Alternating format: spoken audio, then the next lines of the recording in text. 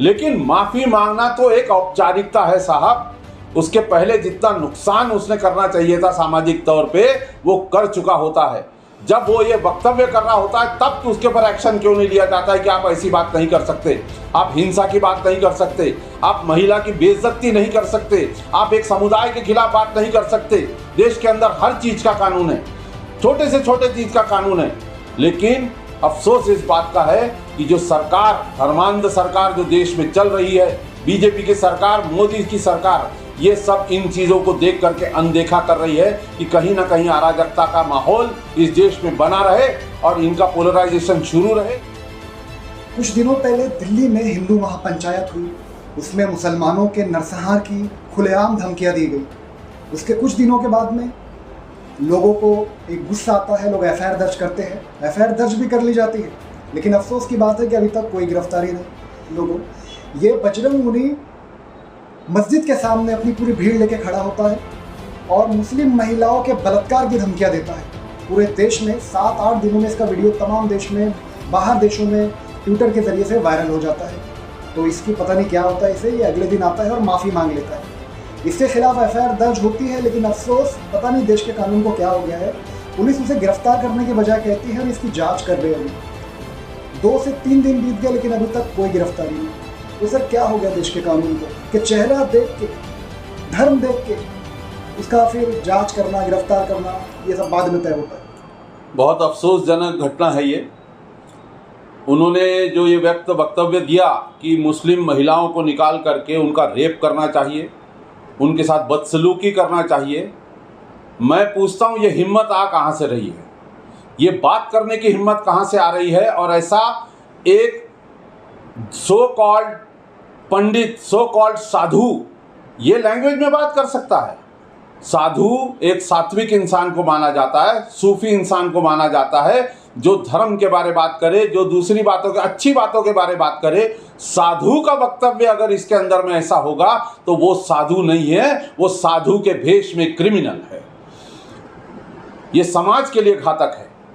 लेकिन अभी सर चढ़ा हुआ है सबके दिमाग के अंदर में कि हम कुछ भी बोल सकते हैं, हमें कुछ नहीं होगा।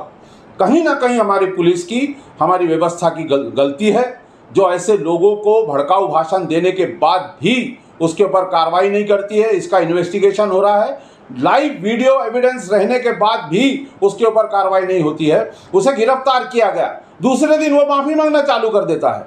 लेकिन माफ़ी मांगना तो एक औपचारिकता है साहब। उसके पहले जितना नुकसान उसने करना चाहिए था सामाजिक तौर पे वो कर चुका होता है। जब वो ये वक्तव्य कर रहा होता है तब तो उसके ऊपर एक्शन क्यों नहीं लिया जाता है कि आप ऐसी बात नहीं कर सकते, आप हिंसा की बात नहीं कर सकते, आप महिला की बेइज्जती नहीं कर सकते, आप एक समुदाय के खिलाफ बात नहीं कर सकते। देश के अंदर हर चीज का कानून है, छोटे से छोटे चीज का कानून है। लेकिन अफसोस इस बात का है कि जो सरकार, धर्मांध सरकार जो देश में चल रही है, बीजेपी की सरकार, मोदी की सरकार, ये सब इन चीज़ों को देख करके अनदेखा कर रही है कि कहीं ना कहीं अराजकता का माहौल इस देश में बना रहे और इनका पोलराइजेशन शुरू रहे।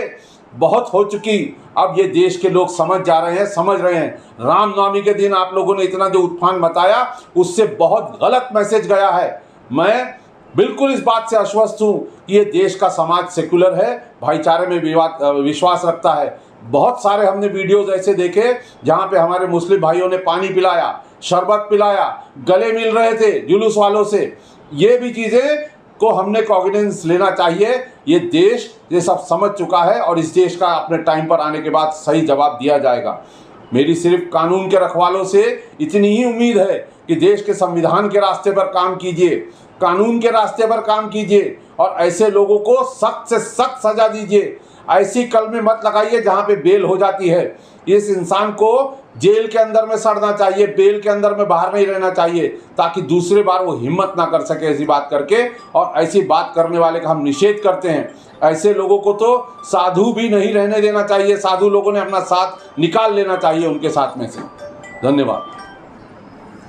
एक आखिरी सवाल सर, बजरंग मुनि के 2 वीडियो हमने ऐसे देखे, जब वो बयान दे रहा है तो उसके जस्ट थोड़ी सी दूरी पे पुलिस वाले खड़े, तो पुलिस वालों की मौजूदगी में ऐसे बयान दिए जाते हैं, ये एक पॉइंट।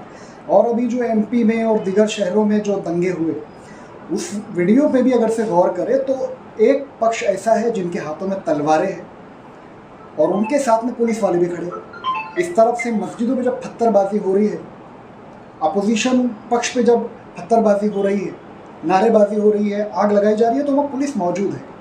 तो ऐसा क्या हो गया पुलिस वालों को? पुलिस वालों को कुछ नहीं हुआ, वो अपनी ड्यूटी से बंधे हैं।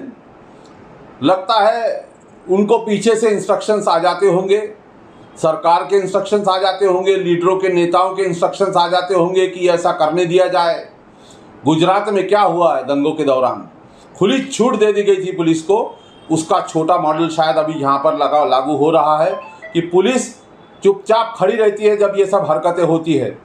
लेकिन मुझे अफसोस है कि हम एक छोटा सा आंदोलन करें, हम सरकार की गैर नियति के खिलाफ बात करें तो तुरंत पुलिस हमें वैन में उठा करके खींच के भर देती है और हम पे कलमे लगा देती है, हमको जा करके हमारे केस लड़ने पड़ते हैं। लेकिन यहाँ जब इतना सब कुछ होने के बाद पुलिस खड़ी रहती है तो पुलिस को भी सोचना चाहिए कि वो देश के लिए काम कर रही है या किसी एक पार्टी के लिए काम कर रही है।